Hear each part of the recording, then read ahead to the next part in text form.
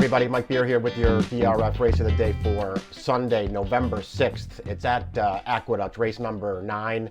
It is the Grade 3 Nashua. It is for 2-year-olds. They're going one turn mile on the main track. Let's take a look at this field right now, the DRF Bets race of the day. Scan that QR code for access on your mobile device. 6-horse field.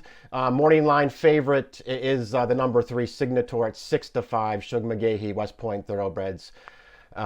This horse is coming off of a pretty impressive maiden win, going the one turn mile over this track. They paid a lot of money for this horse earlier in the year. I think he's actually run pretty well in both of his starts so far. He's your morning line favorite at 6-5.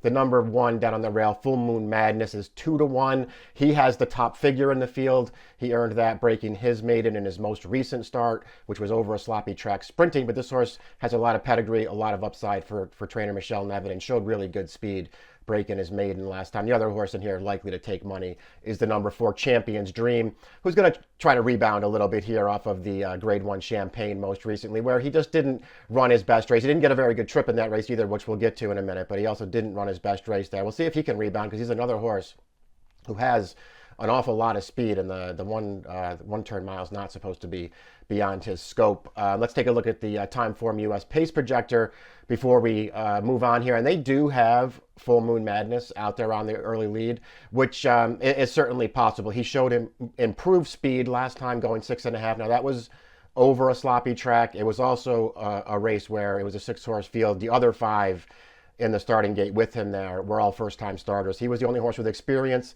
He broke right to the top in there first time with blinkers for trainer Michelle Nevin. He just kept going. It was a pretty impressive win. He was never really threatened in there.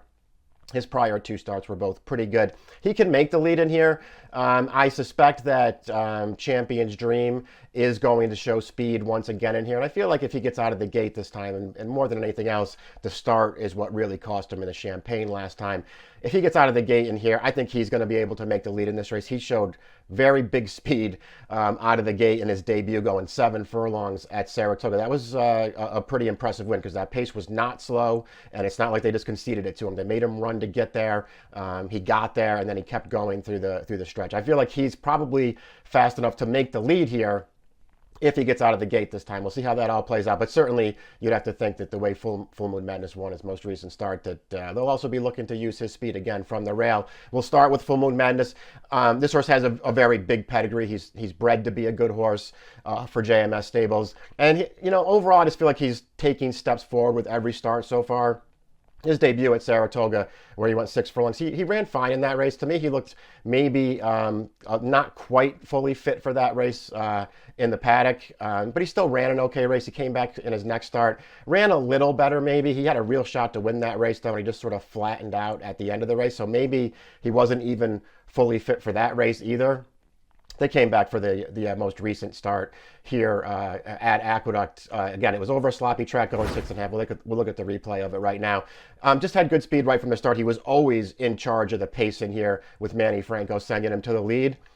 What a pretty solid clip in here. It's not like he was walking on the lead. He was chased the entire way by the horse who winds up finishing 3rd, and he just really never gives this field a chance. He never let him in. He's much the best at the end. He never faced a challenge. The blinkers do seem like perhaps they made a little bit of a difference, but more than anything else, it was probably just the experience of him, having more fitness, putting races together, and he finally took the step forward. He's fastest on the way in.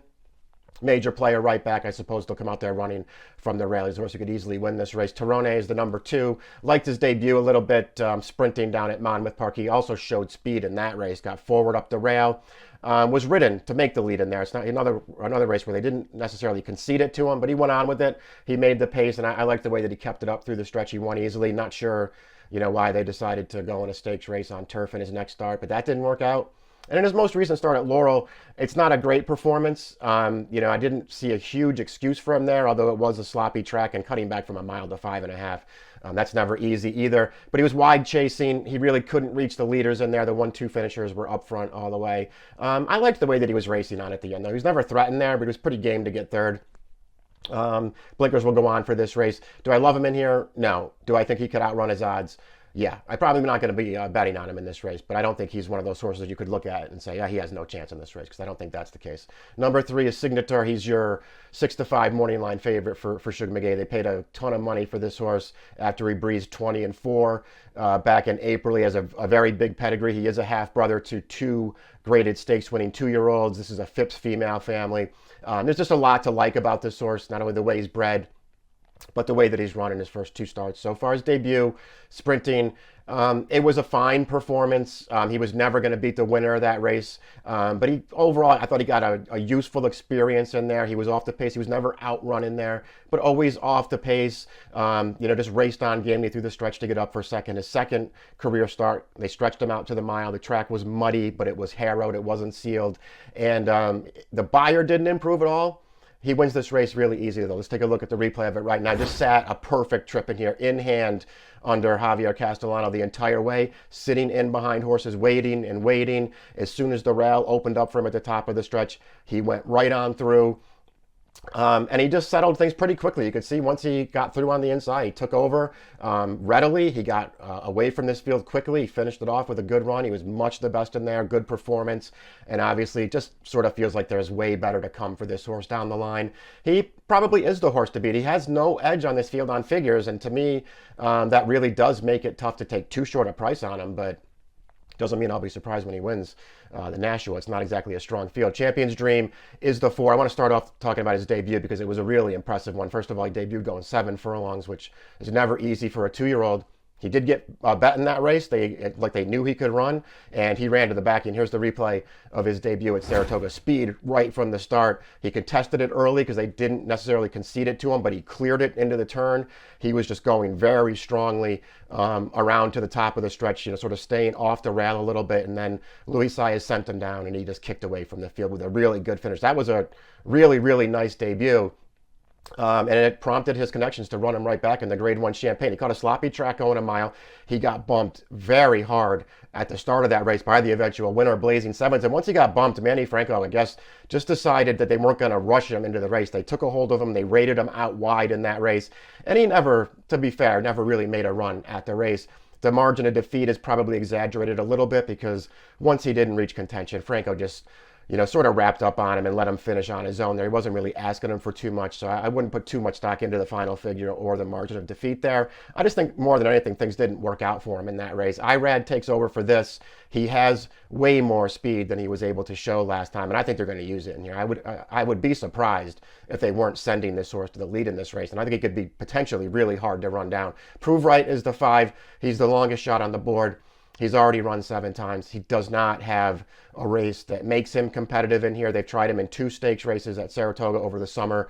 One of them sprinting on dirt, the other sprinting on turf, and he was no match either time. At huge prices, he'll be a huge price once again.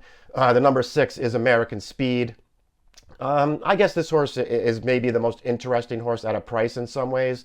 His debut was fine, a 5 furlong sprint. It seemed like it was too short for him. He was sort of trying to get in through the stretch a little bit, but he finished up okay in there. He got 3rd. They stretched him out to a 2-turn mile in his second career start. Went right to the lead in there. He actually took pressure, though. It's not like they just let him go in there. It was first-time blinkers. He held the pressure all the way around to the top of the stretch, put that horse away, and he was clear.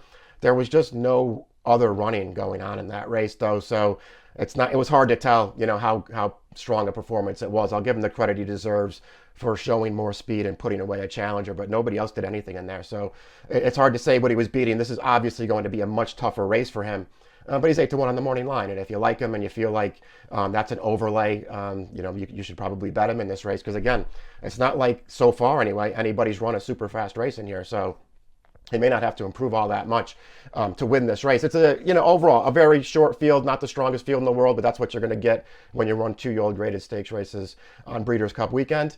So we have a field of 6 for the Grade 3 Nashua, your Sunday DRF race of the day. It goes as race number 9, and I'm just going to go with Champion's Dream as my top pick. You can put him up there right now. I went 4-3-1. I'm not way against Full Moon Madness down on the rail, but I don't necessarily feel like his debut makes him a standout in here. And Signature is the morning line favorite. I think he's going to be tough in this race, but he holds no edge and I don't necessarily want a super short price. I think Champion's Dream is potentially as good as either of them, and I think he's going to be on the lead in here. 4-3-1 for me in the Sunday race of the day, the Grade 3 Nashua at Aqueduct, race number 9, approximate post 3:43 Eastern Time. Good luck.